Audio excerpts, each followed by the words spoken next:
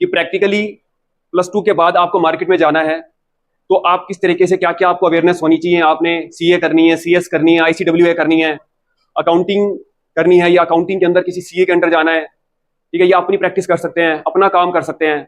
मैं test practitioner हूं, तो आपको पूरी जिस जर्नी के बारे में स्टेप बाय स्टेप हम यहाँ से चलेंगे, ठीक है।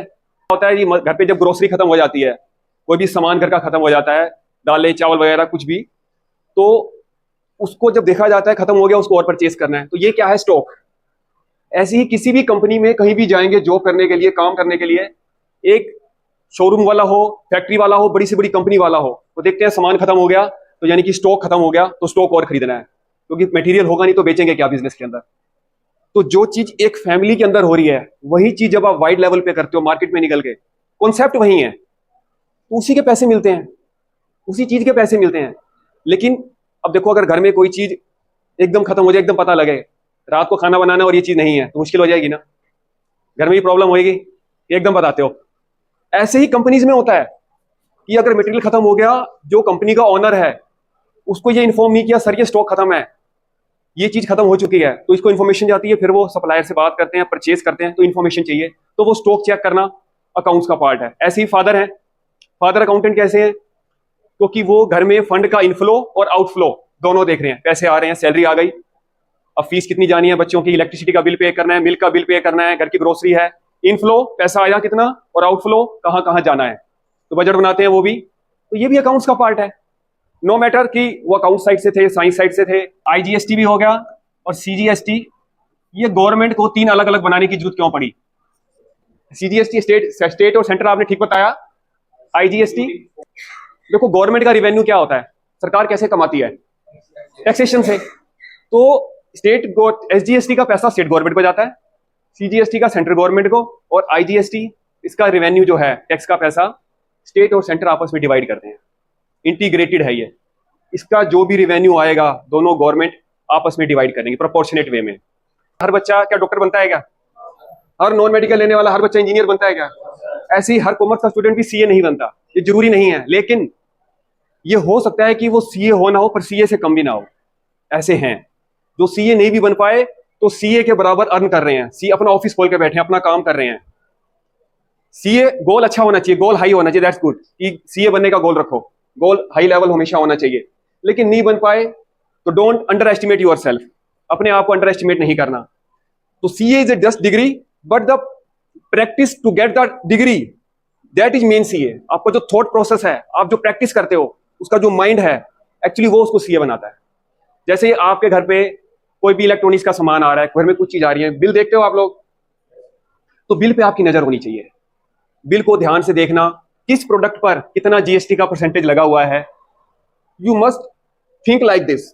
आपको बाद में जाके ट्रेनिंग नहीं लेनी पड़ेगी, आपका माइंड अभी से तैयार हो जाएगा कि हर टैक्सेशन पे, हर डॉक्यूमेंट पे आपकी नजर होनी चाहिए, आपका ध्यान होना चाहिए। देखो 15 डिजिट का जीएसटी नंबर होता है, इसका एक ब्रेकअप होता है, मैं आपको ब्रेकअप बताता हूं 15 डिजिट का।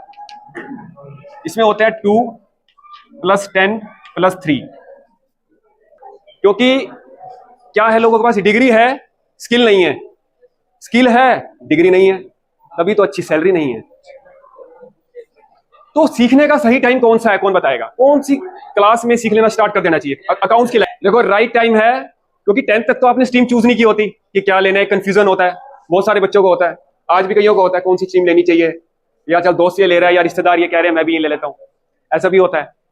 लेकिन कोई बात नहीं, जिस स्ट्रीम में आ गए हैं उसको अच्छे से जान लो, समझ लो, और अगर आपको लग रहा है कि +1 में आने के बाद अकाउंट्स ठीक है, चीजें आपको क्लियर हो रही हैं, तो +1 का राइट टाइम है प्रैक्टिकल सीखने का। अकाउंटिंग नॉलेज चाहिए, सॉफ्टवेयर नॉलेज चाहिए।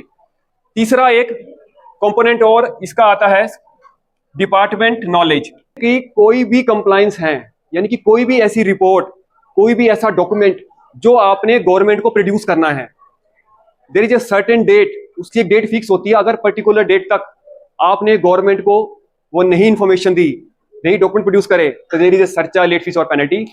तो इसके बाद जीएसटी के अंदर जीएसटी की रिटर्न्स जाती हैं। रिटर्न वर्ड सुना है, income tax return, ITR word सुना है, सुना है ना। ऐसे ही जीएसटी की रिटर्न भी होती है। तो रिटर्न क्या होती है, अगर इसको पूछो कोई बताएगा रिटर्न मतलब क्या। बिजनेस करो या बिजनेस संभालो, दोनों ही केस में आपको गवर्नमेंट का पता होना चाहिए, ये रिपोर्ट गवर्नमेंट को जानी है। एक पर्टिकुलर डेट तक जानी है, और अगर वो आपकी रिपोर्ट रेडी नहीं है तो जहां पर भी काम कर रहे हैं वो चैलेंजेस आएंगे कि रिपोर्ट तैयार क्यों नहीं है।